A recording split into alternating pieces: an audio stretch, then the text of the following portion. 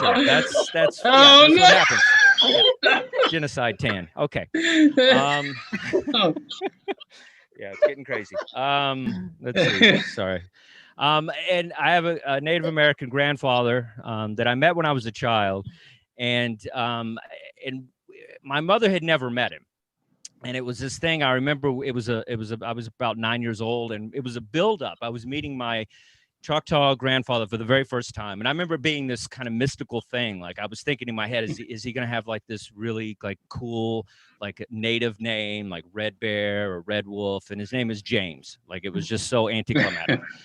And and then when I met him, I remember it was this awkward thing because my mother had never met him before. And so she bought me a plastic bag of Cowboys and Indians, and she took all the cowboys out because she didn't want to like offend him.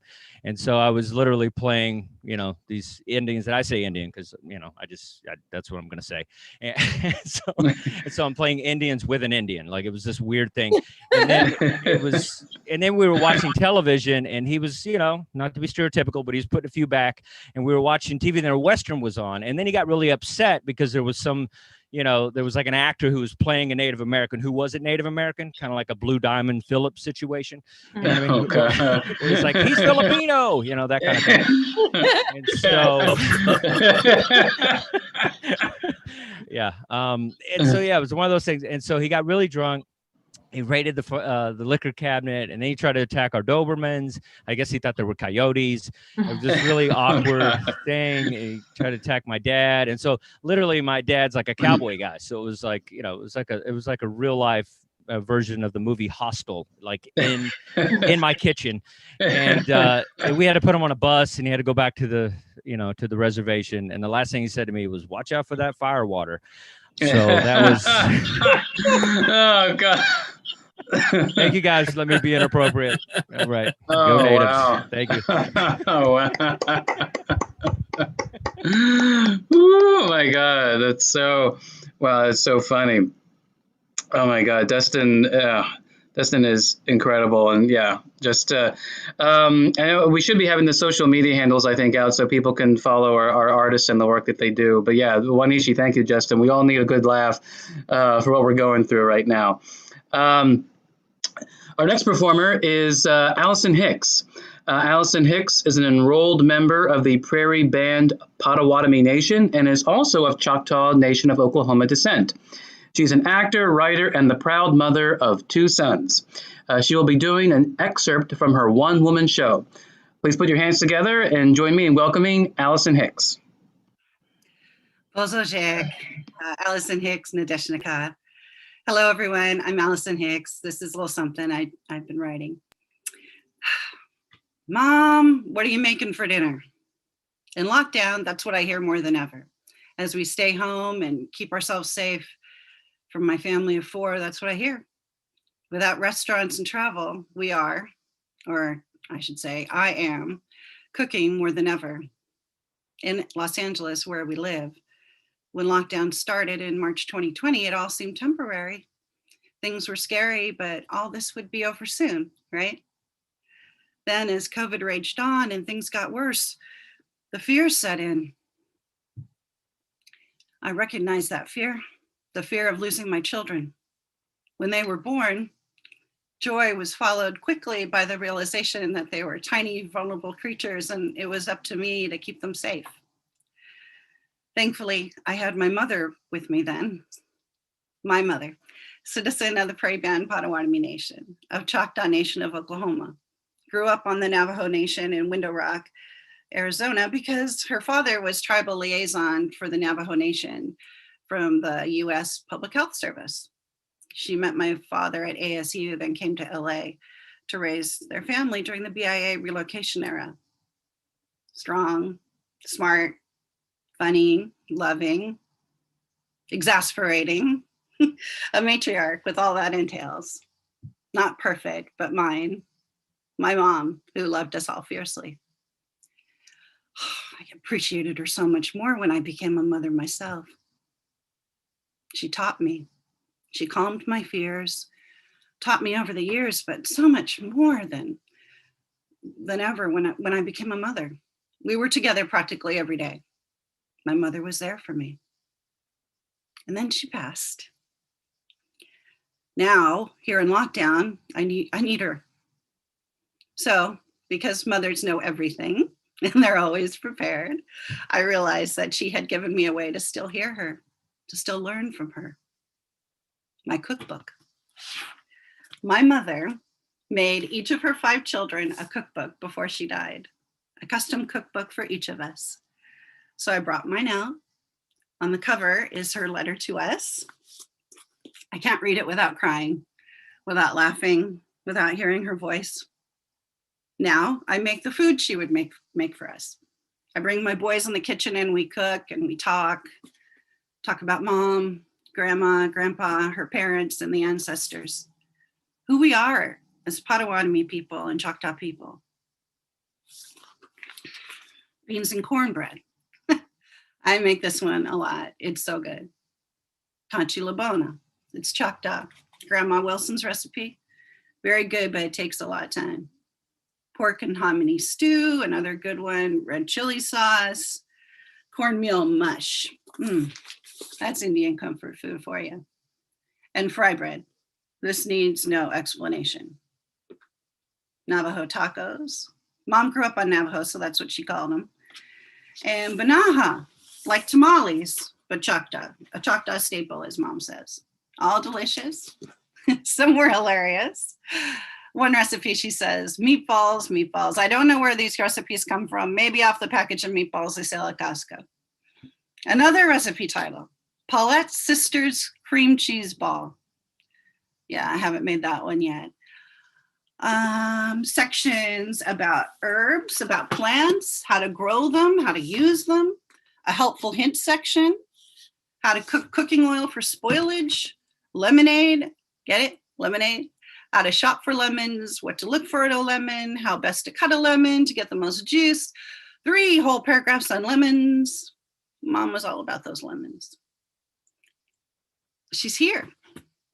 She's making jokes, telling stories, putting on her apron, rolling up her sleeves, singing. Still teaching us. Still feeding us. Gwen. Thank you, Mom. Wow, and thank you, Allison. That was beautiful, excuse me. Yeah, very moving, just beautifully done. And so Wanishi for that. Next is actually a poem that I wrote. It's fresh off the computer for this pandemic, called Stop, Period. A life's rush, never-ending wheel, collecting, scrounging, competing for a capitalistic zeal. Nature impedes. Stop. Enclosed, encapsulated, wheezing, coughing, collapsing. Oh, here comes the sneezing. Relax. Breathe. Stop. Type, zoom in, gather round. New methods, new values must be found. We can stop. Oh, sorry, I didn't see you. Where have you been? Oh, how silly of me to forget you are one of my kin. Ashamed, relieved. Stop. Organized work, oh, here's the beauty, not for one business, but for my community. We can breathe. Stop. All this time I thought myself was enough, yet solidarity in numbers, I actually feel uncuffed. We can together stop. Resurgence of the animal, new life for the tree, somehow this virus is letting them be. Nature breathes. Stop. Much of what we've been doing now seems superficial, forgetting the basics for a life that was artificial. What are we doing? Stop. Working for each other, maintaining a home, versus achieving endlessly yet living alone. Look what I did! Stop. Where is everyone? Doesn't anyone care? Now that our social fabric has a big tear? People are gone. Stop. Does anything bind us? Are we in the same boat? Alas, we are not. Only a few are kept afloat. Who are we? Stop. Rediscover thyself. Ah, yes, now this seems native, yet being stewards of one another is not what our system is made of. Keep resisting. Stop. I am exhausted. Is there any hope? Without learning and leaning on each other, the answer is nope.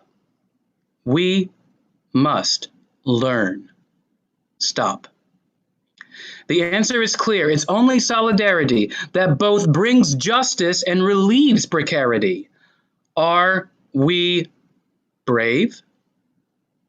Stop. Solution so simple, collecting courage can take long. To admit what was taught was so very wrong. We will see. Stop. Normal is vague, need more than just talking. To live with virus and bring Wella Kunta walkin'. Future brings. Thank you. Next up is another member of my tribal nation, the Nanacoke Lenni Lenape. Please join me in welcoming Yuri Woodray. Yuri is a citizen of the Nanacoke Lenni Lenape tribal nation and a member of the Red Blanket Singers. He is a study of his traditional tribal music and culture, as well as a composer of contemporary powwow songs. Please welcome Urie Ridgeway. Hey, Konkanal Lomino, everyone. Good to see everyone. At least we're here on the Zoom meeting. My name is Yuri Ridgeway. I'm with the Nanacoke Lenape people here in southern New Jersey, in the Delaware area. And I'm going to share with you a couple songs that we have. I'm going to share with you first an old-time Nanacoke song. This song was given to us actually by Patience Harmon. She remembered this song from back when we had them powwows in Lewis, Delaware, down around Millsboro area back in the 1920s, 1930s. And this was an old-time song. This is we call our women's dance. And our women, they would gather around in that circle, and they would dance in that circle, turning in and out, bringing that life in, carrying that life back to the people. And that's what they would do in this dance. And so I wanted to share with that old song for you first. And then secondly, I'm going to share with you a more contemporary style song that was written in our Lenape language. And so with that there, here we go. This is our what we call women's dance. Oh, Halloween, oh, Halloween, oh, Halloween, oh, Halloween, hey, hey, you ne, you ne, you ne, you ne, you ne,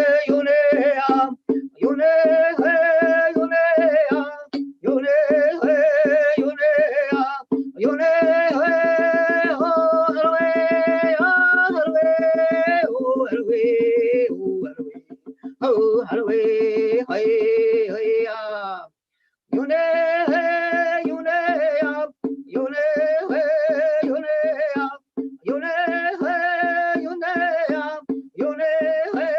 you ne, you ne, you ne, oh, Halloween, oh, Halloween, oh, Halloween, oh, Halloween, hey, hey, you ne, you ne.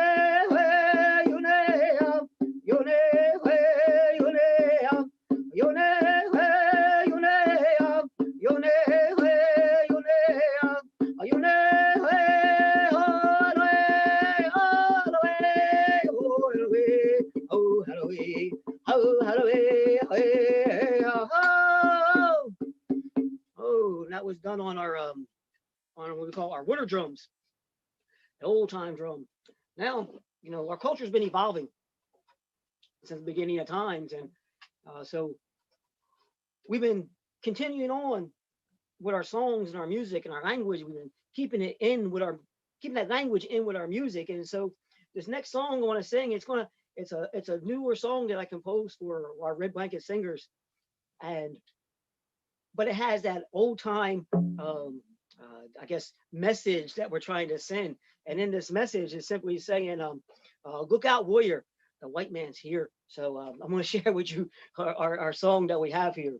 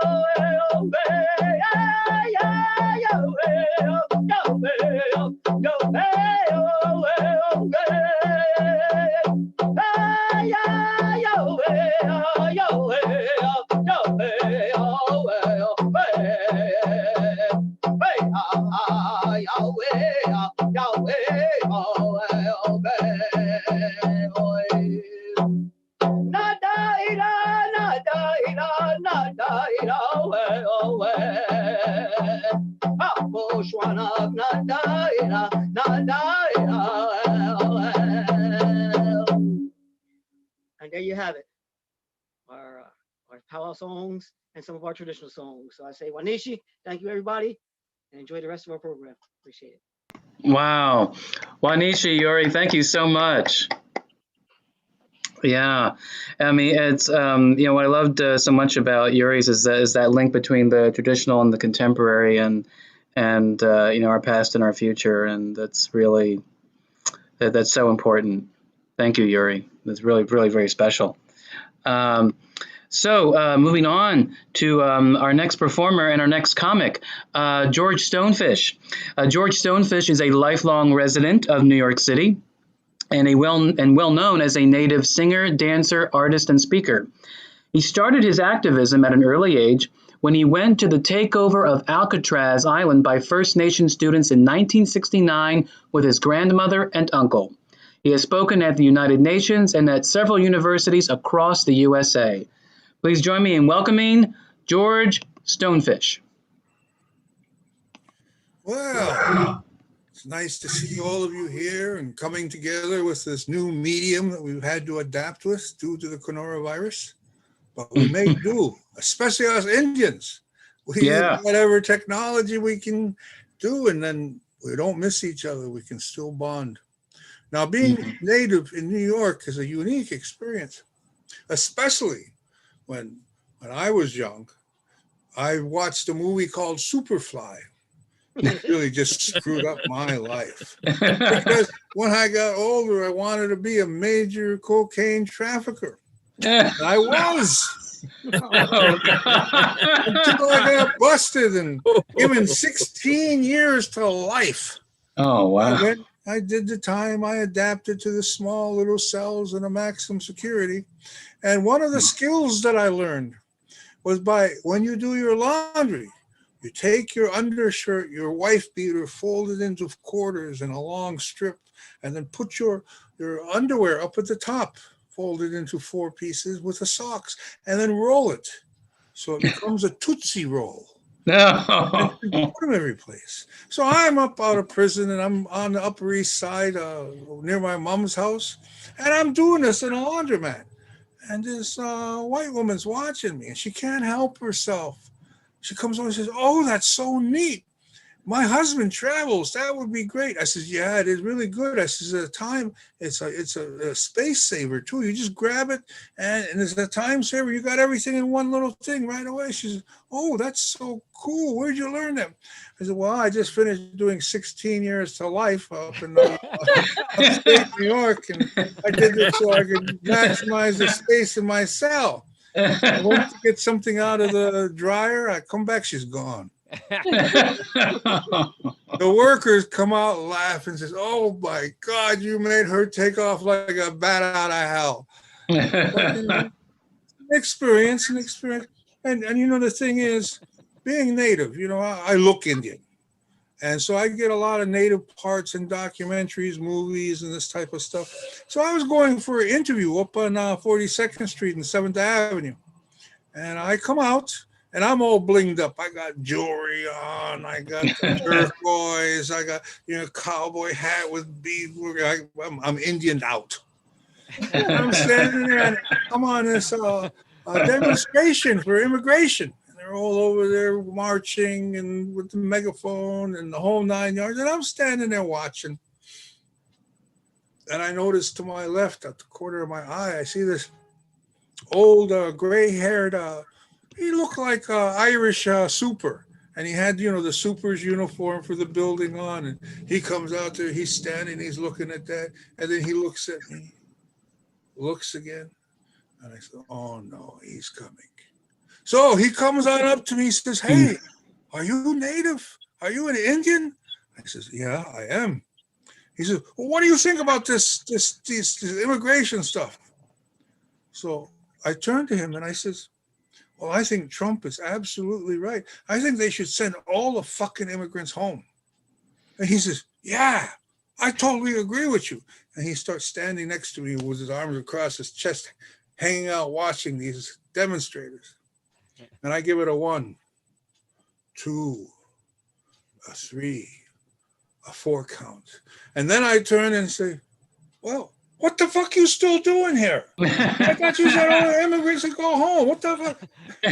He says, but I'm not. I says, you're not Indian. I says, so you're a fucking immigrant, right? So get the fuck out of here. He got all bent out of shape, ran in this fucking building. But I'll tell you what, he'll never bother another Indian. And then, so I'm working. I'm living on the Upper East Side, of course, real bougie neighborhood. That's where I grew up, to tell you the truth.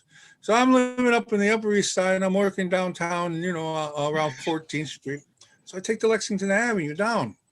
So I take the train down. I get off. I'm toddling to work. I'm going to go get some donut and coffee and stuff. And I see her.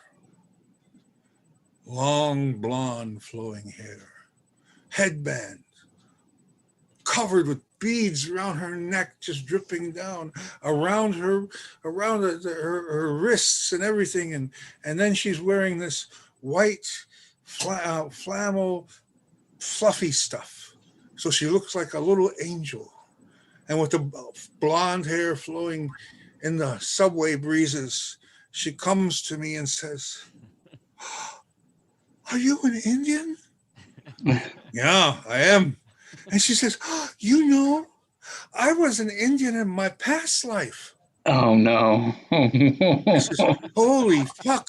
What did you do? They made you a white woman in this one. She dropped her mouth, her eyes got open. And I says, you poor fucking thing. And then she says, but she left. She ain't going to bother another Indian again, I tell you that.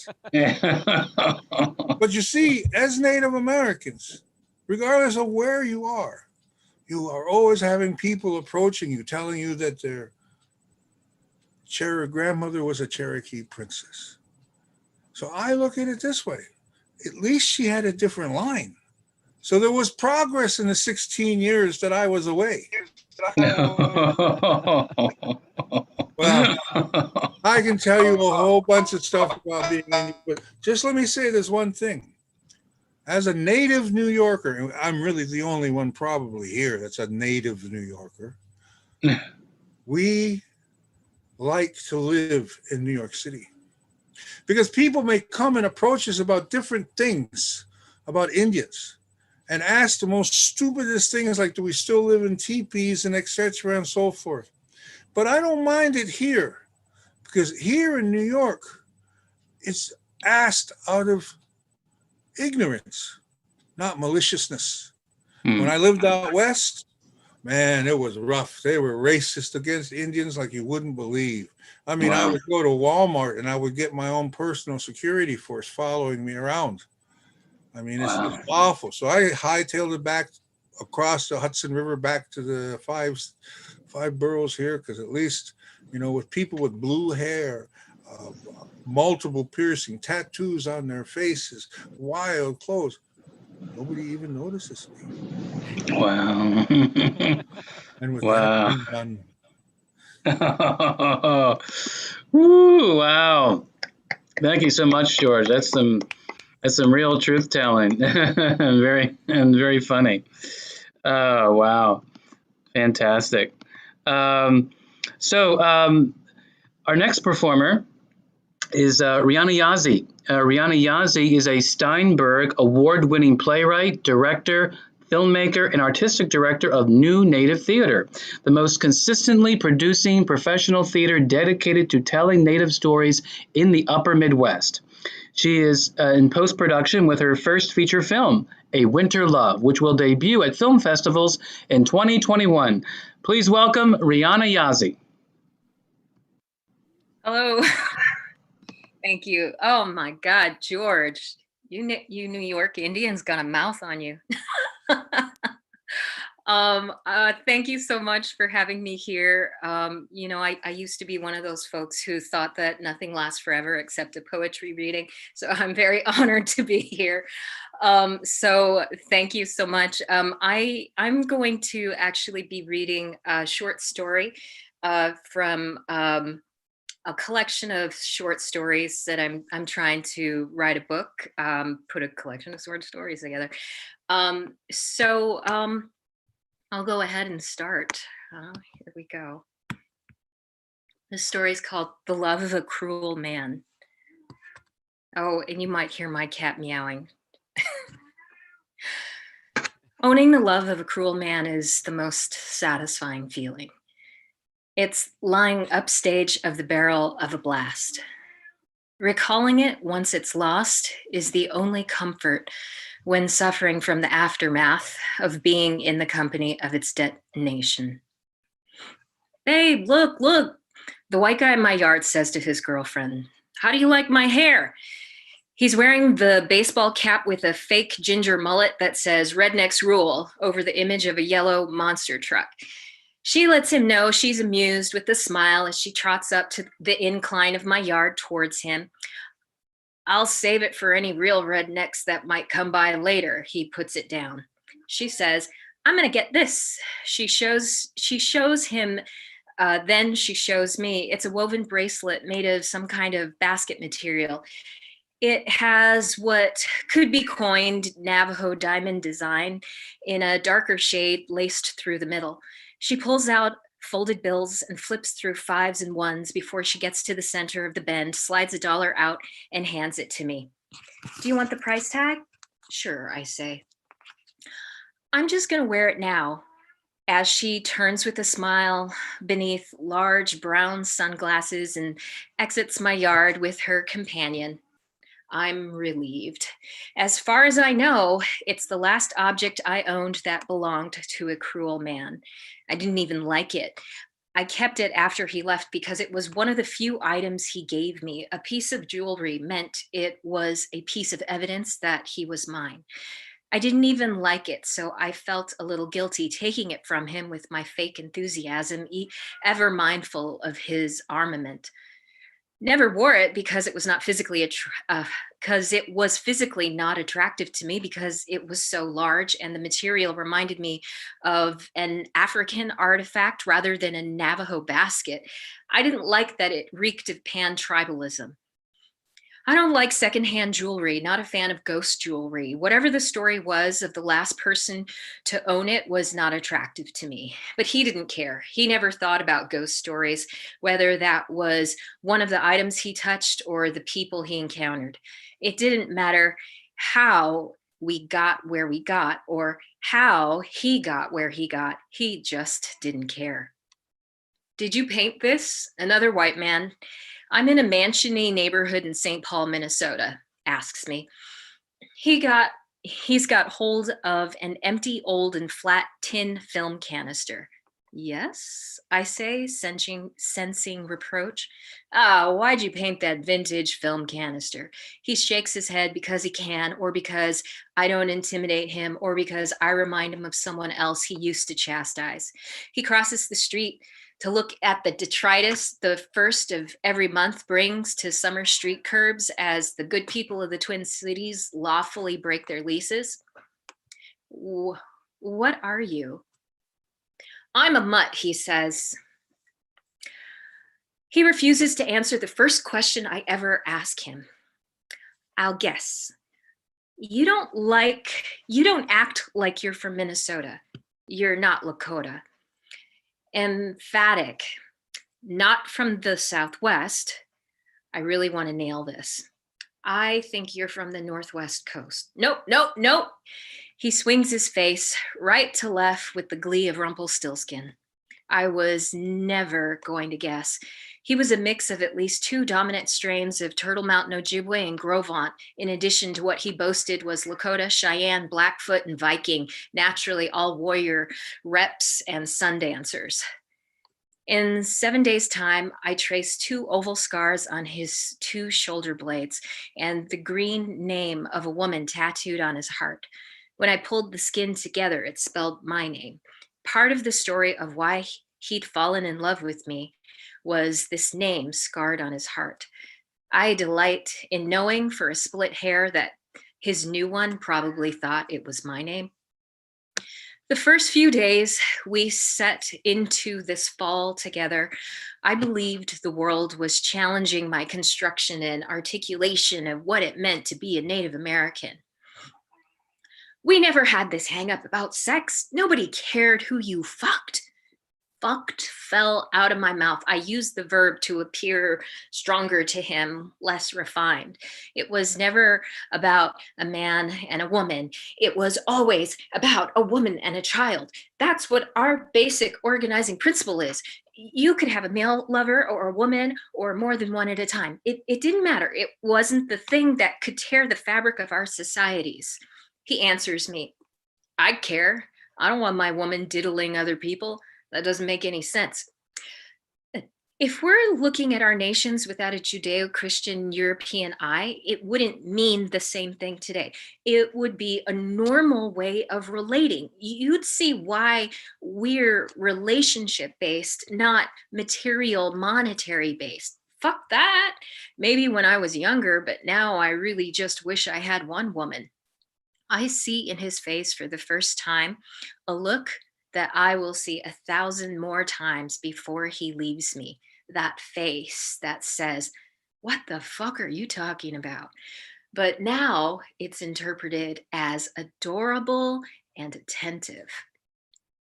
I take a break, I take a breath and decide not to explain it any further tonight. Maybe because I don't want to know that he isn't book smart or empathetic or that he's too ghetto for me.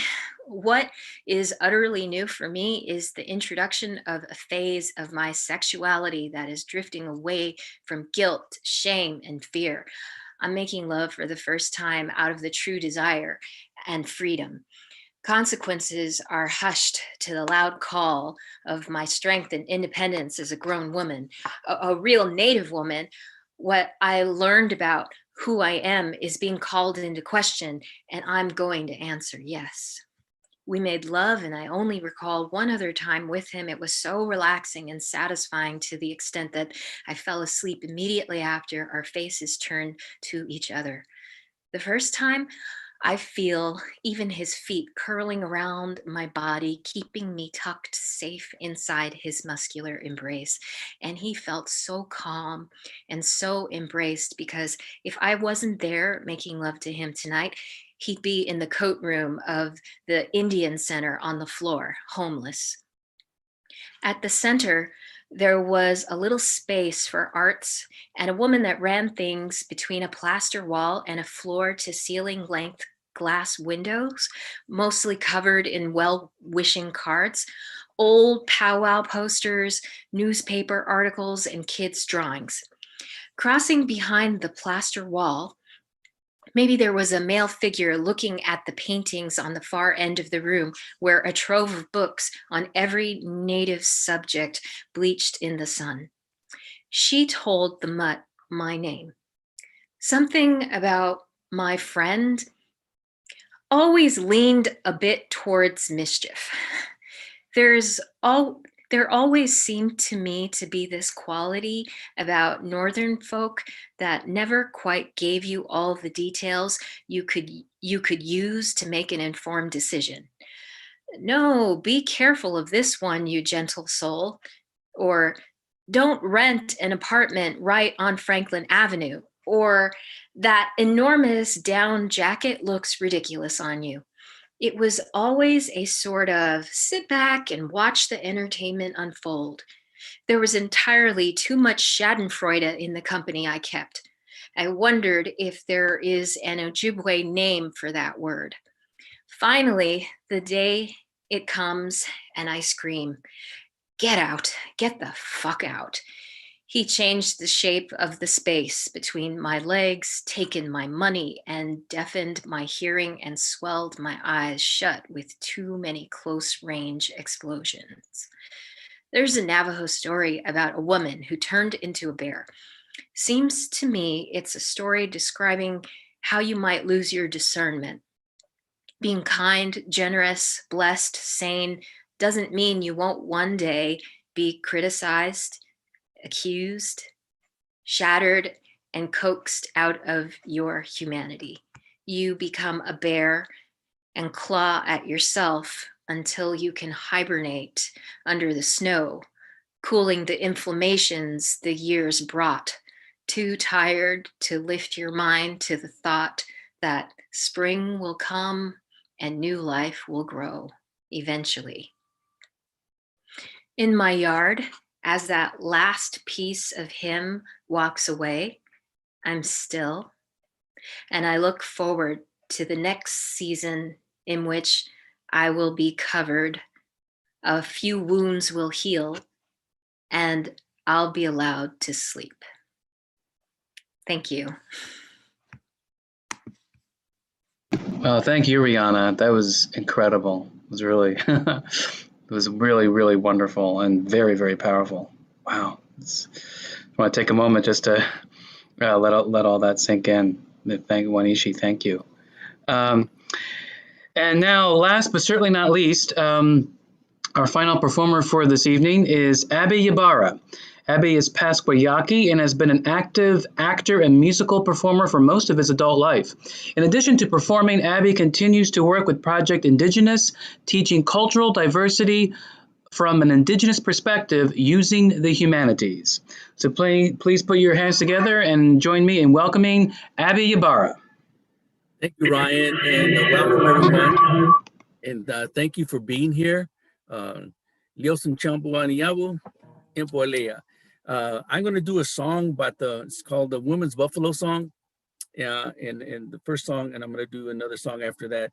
And the Buffalo Song is a reminder of, these dark times that we lived in when the buffalo herd faces a storm. They never turn their backs to it. They always face it head on, and they get together and they stand as one. So I think it's important and kind of relevant right now to think about standing together and staying strong in this time of pandemic. We've lost so many souls, especially in Indian country. So this is the Buffalo Woman Song. Shana wana yana heya, shana wana hey. Shana wana yana heya, shana wana hey. Heya heya hua heya heya heya ho. Heya heya heya hoya heya heya ho. Shana wana yana heya, shana wana hey. Shana wana yana heya, shana wana hey. Just a reminder that we could be strong together. Thank you. Another song I want to do is a song about change of life, how everything changes with every season, and the rejuvenation of life that springtime brings. And this is one of my favorite songs that I like to do about the springtime. It's my favorite season. And there's a song about the springtime. And it's called Primavera.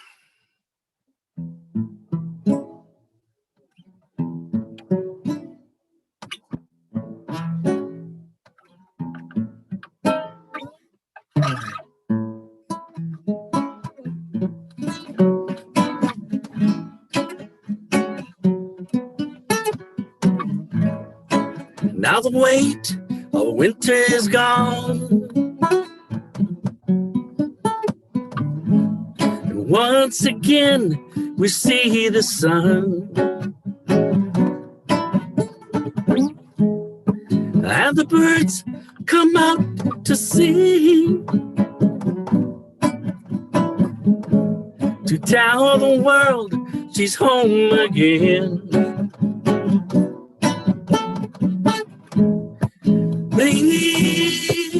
Primavera,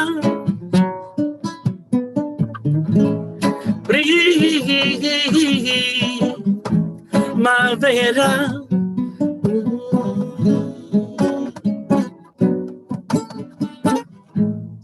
Her beauty makes men stop and stare,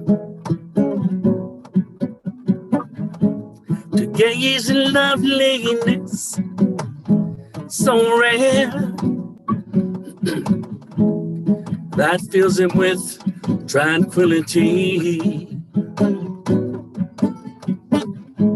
and love for all humanity.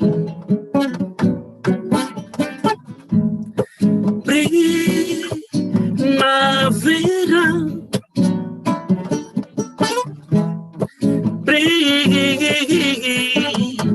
primavera.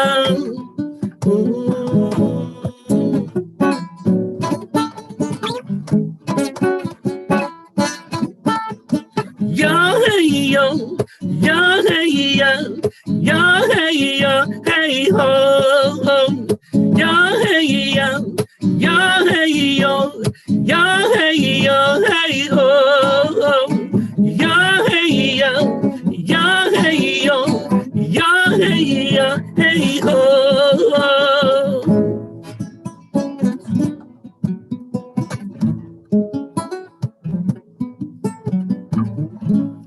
And as she leaves, she sings a song that turns the leaves into a brown. For summer's here and she can't stay. Oh no, for that's life's law. That's God's way, hey, yeah, way. That's God's way, hey, yeah, way. That's God's way, hey, yeah, way, hey, yeah, way.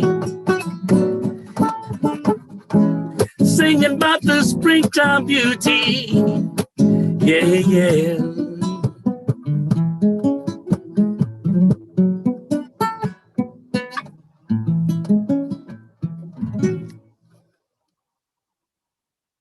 Thank you.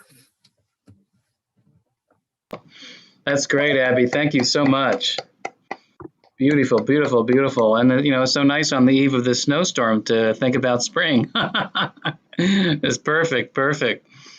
Well, I just want to say Wanishi to everyone. Thank you for this. And thank you, Abby, for that beautiful music. And just so everyone knows, Abby is an artist that has been with Eagle Project almost since the beginning. So we're always grateful to have him perform for us.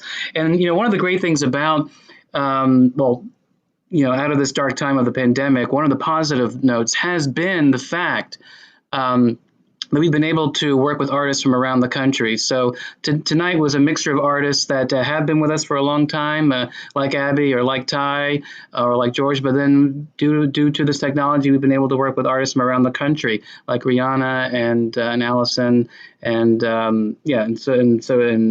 for everyone. So thank you so much. That is it for us today. And I want to say thank you again to all of you who tuned in to watch this afternoon, and also give a great big wanishi to everyone at the Nuyorican Poets Cafe and our technical director, Olivia Fortunato. Olivia, are you there with us? Are you there with us? No? Okay. Well, she's there. We want to thank her. We want to thank her for this. And for helping this event run smoothly in this new virtual world. So for more information on the Nuyorican Poets Cafe, you can please visit nuyorican.org to see their upcoming events. And for Eagle Project, please visit our website at Eagle Project Arts, that's plural, ARTS, eagleprojectarts.org. And so until next time, this is Opalanitek coming to you from the Lenape Island of Mannahatta, here on the east side of Turtle Island, telling all of you to stay safe, warm, and check in on your neighbor. The community's well-being is actually the key to your well-being. Thank you to all the artists, and thank you to all the viewers. We'll see you next time. Welakun Tawakan. Peace. Thank you, everyone.